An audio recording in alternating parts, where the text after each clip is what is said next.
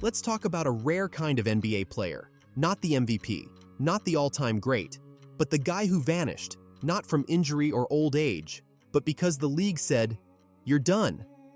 Some fell to addiction, others to scandal. Some never even got a real shot, but each one ended up on the wrong side of the NBA's rulebook. And their stories? They're wild, tragic, sometimes infuriating, and they tell you a lot about how the league protects its image. We start in 2016 with a guy who was once the next big thing. OJ Mayo didn't just enter the league with hype, he exploded into it. This was the kid labeled the next Kobe Bryant when he was still in high school. Top pick, huge college buzz. First season, he dropped 18.5 points per game and made all-rookie first team. It looked like the start of a long all-star level career. But what started hot didn't stay that way. By 2011, cracks started to show. He got suspended for testing positive for a banned substance. His explanation? He said it was from an energy drink. The league didn't buy it, but it was just 10 games. No big deal, yet. Fast forward to July 2016, the NBA dropped a bomb. OJ Mayo was dismissed and disqualified from the league. Not a suspension, not a fine, a ban. Why? A violation of the NBA's anti-drug program, this time for a drug of abuse.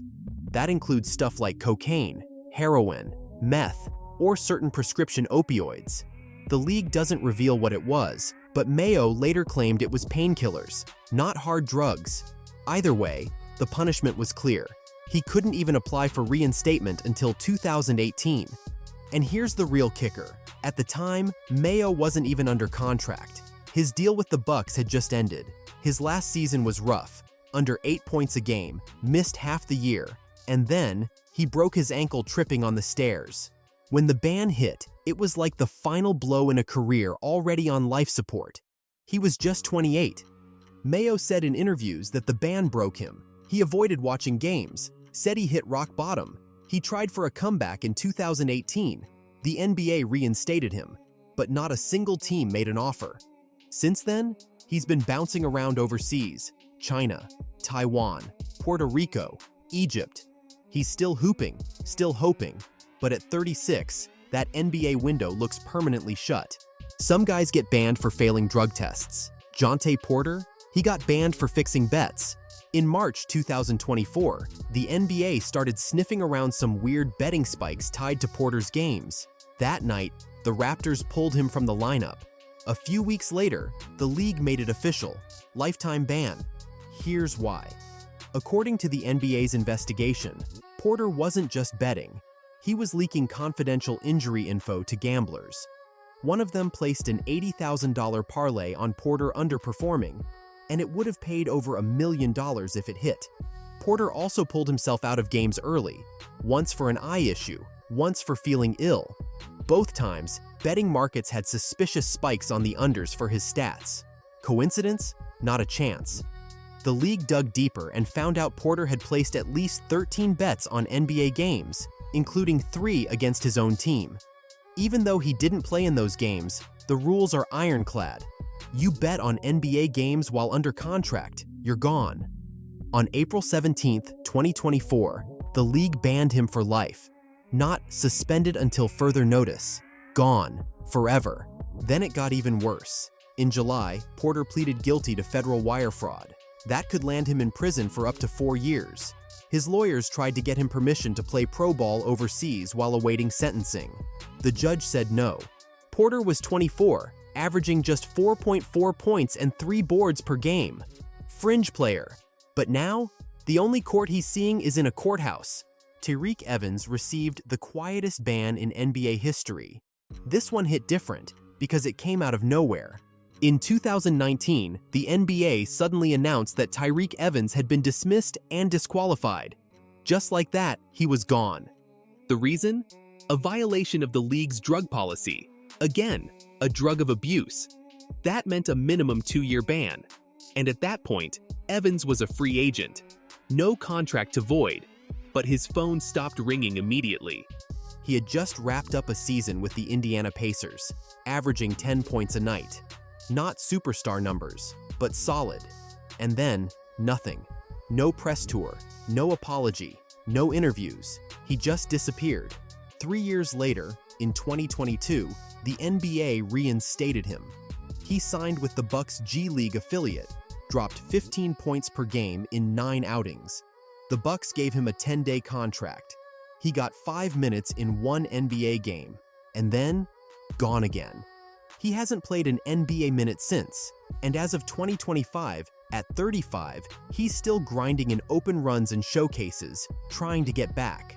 Evans' case was different from Porter's or Mayo's. There was no social media storm, no legal fallout, just a career that slowed, paused, and then never really restarted. Now we're taking it back, early 90s. Richard Dumas was supposed to be the guy. Second-round pick, but the Suns knew they had a steal. Problem was, he never even made it to day 1. Before his rookie season in 1991, the NBA suspended him indefinitely for violating the anti-drug policy. Dumas ended up playing in Israel that year, putting up huge numbers, but not in the NBA. He finally debuted in December 1992 and looked like a star, 15.8 points per game as a rookie. Smooth mid-range game, explosive. He violated his rehab terms, got suspended again. Phoenix moved on. He got traded, reinstated, played 15 games. Then the Sixers gave him one last chance in '95. He played 39 games, then violated his contract for drinking beer. Seriously, a six-pack before games. He said it helped with anxiety and bipolar depression. His coach caught on and changed the timing of his drug tests. That was it. Dumas was banned permanently at age 26. He never applied for reinstatement, didn't want to. He played overseas, tried to rebuild. In 2013, he was arrested for theft while working at a military base. Later, he opened up about his mental health struggles and how they led to years of self-medicating with alcohol and drugs. His story? Raw, real, and maybe the best example of what happens when talent gets overwhelmed by demons. Chris "Birdman" Andersen was pure chaos in sneakers. Mohawk, tattoos everywhere, wild blocks. He wasn't just a player, he was a show. But in 2006, that show got canceled. The NBA dismissed and disqualified him for violating the league's anti-drug policy. A full 2-year ban. No slap on the wrist. No 10-game timeout. This was exile. What exactly did he do? We still don't know. The league never revealed what drug triggered it. Under policy, drugs of abuse like cocaine, LSD, or heroin can get you thrown out immediately. Andersen didn't talk, and the NBA stayed tight-lipped. At the time, Birdman was 27 and 2 years into a $10 million contract with Denver. Boom, gone. Lost the rest of the money, around $7 million. And just like that, a fan favorite became a cautionary tale. But here's where it gets interesting. Andersen served his time. In 2008, he was reinstated and signed with the Hornets. 5 games later, Denver brought him back. That's when the comeback began. He leaned into his role, high energy off the bench, defense first, rebounding, shot blocking. The crowd loved him, the dunks, the attitude, the redemption arc. Then came Miami. He joined the Heat in 2013, mid-dynasty, and fit right in. Hustle, rim protection, energy, and a championship ring to go with it. He stuck around until 2018, played almost 700 NBA games, and turned his career from a disaster into a redemption story. Andersen never said what drug got him banned, and it doesn't even matter. What matters is that he came back, stayed clean, and left the game on his terms. Rare air. Not all bans hit players. In 2014, the NBA dropped the hammer on a billionaire, Donald Sterling, owner of the Clippers. TMZ released an audio recording of Sterling ranting to his girlfriend about black people. Among the gems, he told her not to bring black people to Clippers games. Yeah, he really said that. The reaction was nuclear. Players protested. Fans were furious. Even President Obama weighed in. And 4 days later, Commissioner Adam Silver announced a lifetime ban. Sterling was fined $2.5 million, the maximum, and banned from attending games, practices, or making any business decisions for the team. The NBA also forced him to sell the Clippers, and his wife stepped in and sold them to Steve Ballmer for $2 billion. Let's be honest, Sterling didn't suffer financially. He bought the team for $12.5 million in 1981, sold it for $2 billion.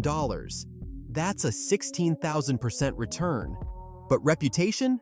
Torched. Players like LeBron, Chris Paul, and Doc Rivers called him out. Clippers players wore their warm-ups inside out. Civil rights groups pulled his awards. He became a public disgrace overnight. There's no reinstatement clause for band owners, and the NBA has kept him out ever since. At 90 years old, Sterling's never been back, and he never will be. Back in 1961, the NBA banned a 19-year-old named Connie Hawkins before he ever played a single game. Why? Guilt by association. While at Iowa, Hawkins took a $200 loan from a gambler named Jack Molinas. Then the point-shaving scandal at City College of New York blew up, and Hawkins' name got mentioned. He was never arrested, never charged. But the league panicked. The NBA quietly blackballed him. The Minneapolis Lakers drafted him but couldn't sign him. Hawkins spent most of his 20s outside the league, playing for the Harlem Globetrotters and dominating in the ABA. In 1966, he sued the NBA for $6 million, calling the ban unfair. 3 years later, they settled, gave him $1.3 million, and lifted the ban. Finally, in 1969, he joined the Phoenix Suns and lit it up. 24.6 points, 10.4 rebounds, 4.8 assists, made 4 straight All-Star teams, finished second in MVP voting. But by then, he was already 27. The ban cost him nearly a decade in the NBA. He played 7 seasons, then retired in '76. Hall of Fame came in '92. His was a case of fear over facts. No drugs, no arrests, just a loan. But in the post-scandal era, the NBA didn't care. Hawkins' legacy? A reminder that sometimes the league gets it very, very wrong. Roy Tarpley had game. A 6'11" forward with soft hands and crazy rebounding instincts. He looked like Dallas's next big star. Then the drugs came. In 1989, Tarpley was suspended indefinitely for cocaine use. He missed the entire season. In 1991, after a DWI arrest and more violations, he got banned again. He came back for a short stint. But in 1994, after violating the NBA's aftercare program again, the league issued a lifetime ban. That was strike 3. Tarpley's case wasn't just about the drug use. It was about repeated, failed recoveries. He sued the NBA in 1999, claiming addiction was a disability. The court didn't buy it. He got reinstated in 2009, but by then he was 44. No NBA team gave him a look. Tarpley died in 2015 from liver failure. He was just 50. He had all the tools to be great, averaged 17 and 12 in his best year. But addiction took it all away. His was a story of promise, relapse, and what could have been. The Warriors picked Chris Washburn 3rd overall in 1986. What they got was one of the biggest busts in NBA history. As a rookie, he averaged under 4 points a game. But the real issues were off the court. In 1987, he got a 3-game suspension for violating the league's substance abuse policy. In '88, he got suspended again. By '89, he tested positive for cocaine and was banned for life. 3 strikes. That's all it took. Washburn never applied for reinstatement. He played overseas, then bounced through legal problems. He was arrested multiple times, stolen guns, burglary, drugs. At one point, he worked cleaning hotel rooms and helping the homeless. He died in 2016 at just 51. What makes his case infamous isn't just the ban, it's the lost potential. He was 6'11" with a strong build, great footwork, and huge upside. Eddie Johnson, the one whose life took a devastating turn, leading to one of the most tragic downfalls in NBA history.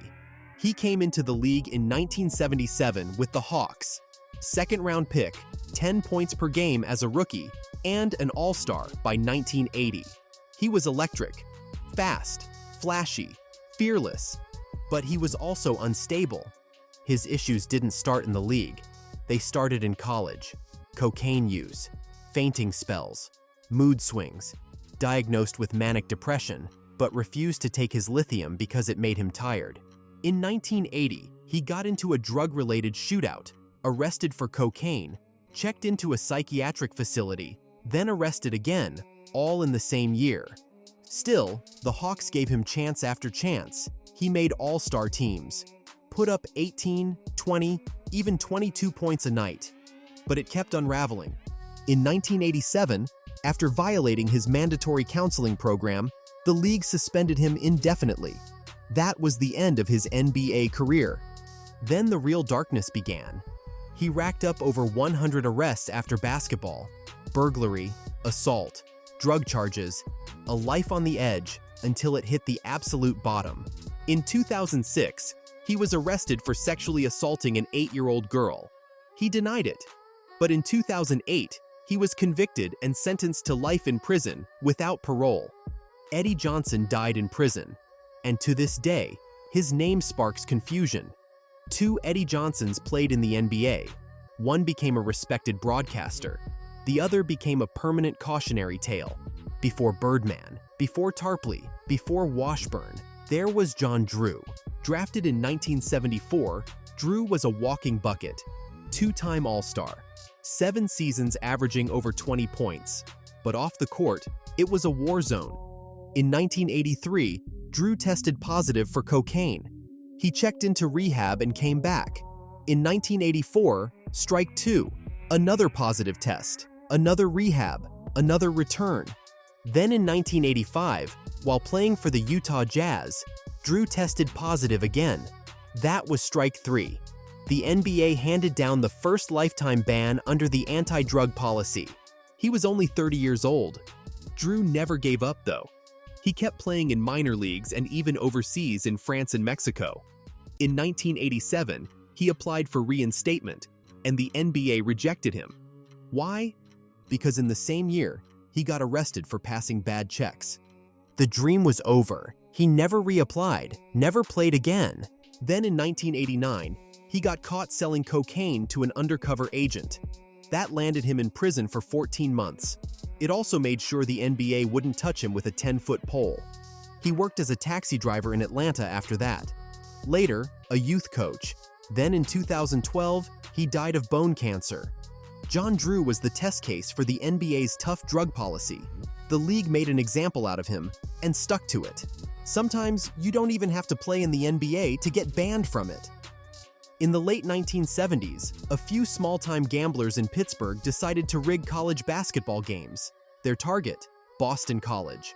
The ringleader was Rick Kuhn, a reserve forward. He recruited teammates Jim Sweeney and Ernie Cobb. Kuhn took $2,500 per game, fixed 6 games, and even took drugs from the mob as part of the payment. He ended up in prison for conspiracy and sports bribery, and the NBA banned him for life. Jim Sweeney admitted to taking $500, claimed he was scared of the mob, and testified for the prosecution, but the NBA still banned him too. He never made it to the league, instead building a career in business and blogging. Ernie Cobb? He was the star, averaged almost 23 points per game, got drafted by the Jazz, but the NBA cut him after the scandal broke. Cobb always denied any wrongdoing. He was acquitted in court, but the NBA didn't care. They banned him anyway, citing the money he received and the overall connection. All 3 guys were erased from NBA history before they ever stepped on the court. Before Richard Dumas ever played an NBA game, the league already had him on their radar, for the wrong reasons.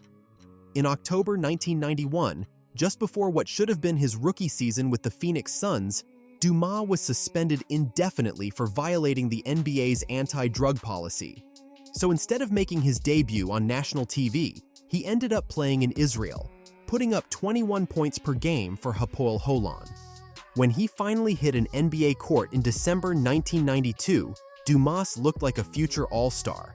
He averaged 15.8 points, 4.6 rebounds, shot over 52% from the field, and helped lead Phoenix to the NBA Finals against Jordan's Bulls.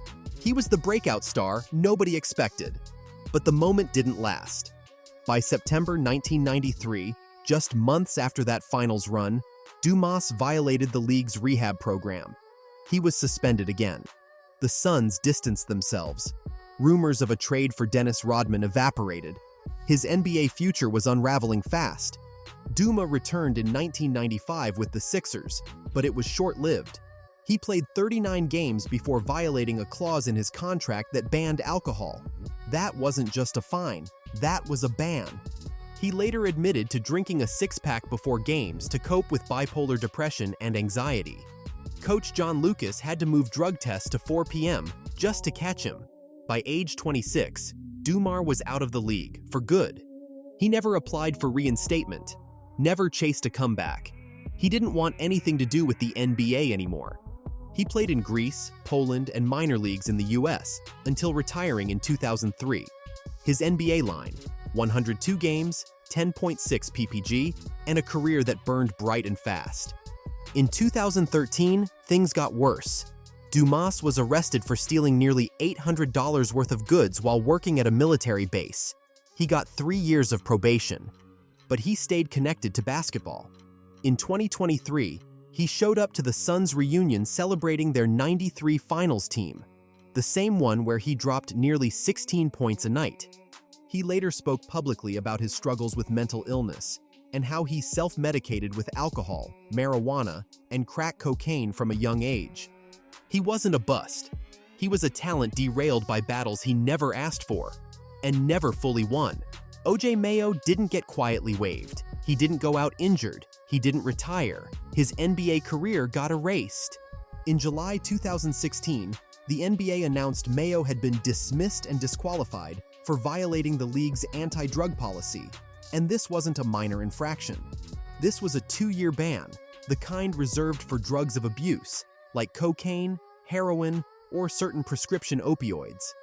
The league doesn't reveal the drug, but Mayo later said it was a prescription painkiller that got him flagged. He denied using cocaine or heroin. It wasn't Mayo's first suspension either. Back in 2011, he was hit with a 10-game ban for testing positive for DHEA, a banned steroid. He said it came from an energy drink. Maybe, maybe not. But by the time the 2016 ban dropped, Mayo's career was already wobbling. He had just finished a down year in Milwaukee, under 8 points per game, and wasn't under contract. To make matters worse, he had broken his ankle tripping on stairs. That's how unlucky things were. Then came the ban, and the door slammed shut. He lost out on potential contracts worth $30 to $40 million. At 28 years old, with no team, a major injury, and a 2-year ban, he was toast. Mayo later admitted to hitting rock bottom. He said he couldn't even watch NBA games. It hurt too much. He was eligible to return in July 2018, and reports said he did apply for reinstatement, and even got it. But no team called. Since then, it's been a global tour. China, Puerto Rico, Taiwan, Egypt, still playing, still grinding. But at age 36, a return to the NBA is about as likely as the Kings winning the finals by accident. OJ Mayo wasn't just banned, he was forgotten. This one, it hit like a grenade. Jontay Porter was a fringe rotation guy with Toronto, averaging 4.4 points, 3.2 rebounds, and 2 assists. Then in March 2024, the NBA started sniffing around suspicious betting activity linked to his games. Fast forward a few weeks, and on April 17, 2024, the hammer dropped. Lifetime ban. Why? Because Porter didn't just break rules, he obliterated them. He shared inside health info with known gamblers. He pulled himself from games early so bets could hit. He even placed bets on NBA games himself, including against his own team. The league's investigation found that one bettor had placed an $80,000 parlay relying on Porter's understats, a bet that would have paid out over $1 million. That payout got frozen. Even worse, Porter pulled himself early from games, citing minor injuries like an eye issue or illness. Meanwhile, betting lines were spiking on the unders for his stats. He wasn't just gambling, he was manipulating the game. The final straw? He placed at least 13 bets on NBA games, all while under contract. Even though none of them involved games he played in, That didn't matter. The rule is zero tolerance. By July 2024, federal prosecutors stepped in. Porter was charged with conspiracy to commit wire fraud, a felony that could land him 3 to 4 years in prison. His lawyer tried to get his bond modified so he could play overseas while awaiting sentencing. The judge said, "Nope." So now, Porter's banned from the NBA for life, and even international leagues won't touch him. He's 24 years old, and his career is over. The league didn't just ban him, they erased him. There's no appeal, no comeback, no second chance. And in this case, maybe that's how it should be. Usually when someone gets banned from the NBA, it's a player, maybe a coach. But in 2014, the league dropped the hammer on an owner. That owner, Donald Sterling, longtime boss of the LA Clippers and walking PR disaster. It all started when TMZ leaked an audio recording of Sterling talking to his mistress. And it was brutal. He told her not to bring black people to games. He whined about her Instagram photos with Magic Johnson. It wasn't subtle racism, it was full throttle. The backlash was instant. Players protested, the media erupted, and within 4 days, Commissioner Adam Silver banned him for life, fined him $2.5 million, and called for a forced sale of the team. Sterling tried to fight it, but his wife cut a deal and sold the Clippers to Steve Ballmer for $2 billion. Not bad for a team he bought for just $12.5 million in the 80s. Sterling walked away rich, but exiled. The NBA made it clear, racism doesn't belong in this league. And since 2014, Sterling's been MIA in the basketball world. The doors shut, for good. Before the tattoos, the Heat title, and the highlight blocks. Chris Andersen was flat out kicked out of the league. In January 2006, the NBA dismissed and disqualified him for violating the anti-drug policy. It was a drug of abuse, not weed, not steroids. We're talking the hard stuff, cocaine, meth, heroin, etc. The league never said what it was, and Andersen never revealed it either. But the penalty was harsh, a 2-year ban. No games, no contracts, just silence. Andersen was 27 and playing for Denver when it happened. He lost the rest of his 3-year, $10 million deal. Over $7 million gone overnight. But here's where the story flips. In 2008, Andersen was reinstated. He joined the Hornets, then returned to the Nuggets, and the crowd loved him. He was loud, wild, electric. Birdman became a cult hero. Then he got the call from Miami, joined the Big Three, won a ring in 2013, blocked shots, ran the floor, hustled. He turned a lost career into a second life. He never shared what drug got him banned. He didn't need to. What mattered was the comeback. Roy Tarpley should have been a star. He had 2010th potential, made 6th Man of the Year, and was a key piece in Dallas's 1988 playoff run. But off the court, it was chaos. In 1989, he got suspended for testing positive for cocaine. That was strike 1. Then he got arrested for DWI and resisting arrest in 1991. That violated his rehab agreement, strike 2. By 1994, after another DWI and more violations, the NBA handed him a lifetime ban. He was only 30. He sued the league in '99, saying his addiction was a disability. Didn't work. He got reinstated in 2009, but by then, he was 44 and out of shape. Tarpley never returned. He died in 2015 from liver failure. One of the saddest stories in NBA history, a top 10 pick, derailed by addiction. Now let's rewind the clock. Back to the 1960s. Connie Hawkins, a 19-year-old phenom from Iowa, never even got to play his rookie season. Why? Because the NBA banned him after his name popped up in a point-shaving investigation. No charges, no trial, just guilt by association. He took a $200 loan from a gambler while in college, and the league said, "You're out." From age 19 to 27, Hawkins was banned from the NBA. He played for the Harlem Globetrotters, dominated the ABA, and eventually sued the NBA for $6 million. They settled for $1.3 million and reinstated him in 1969. He joined the Suns, dropped 25 points a night, made 4 All-Star teams, and got into the Hall of Fame. But the band stole his prime years, and all because of a loan he took at 18. What do all these stories have in common? It's not just the bands, it's the weight behind them. Some players were reckless, some were troubled, some were just unlucky. But each one left a mark, in the headlines, in the rulebook, and in the minds of every player that came after. Because getting to the NBA is hard. Staying in the NBA, even harder. And if you break the league's trust, they won't hesitate to shut the door, sometimes forever. From scandals and suspensions to ruined careers and second chances, these aren't just cautionary tales. They're reminders of how thin the line really is between stardom and exile. If you're into raw NBA stories that don't get told on highlight reels, this is your channel. Hit that subscribe button, smash the like, and let us know which band player shocked you the most in the comments.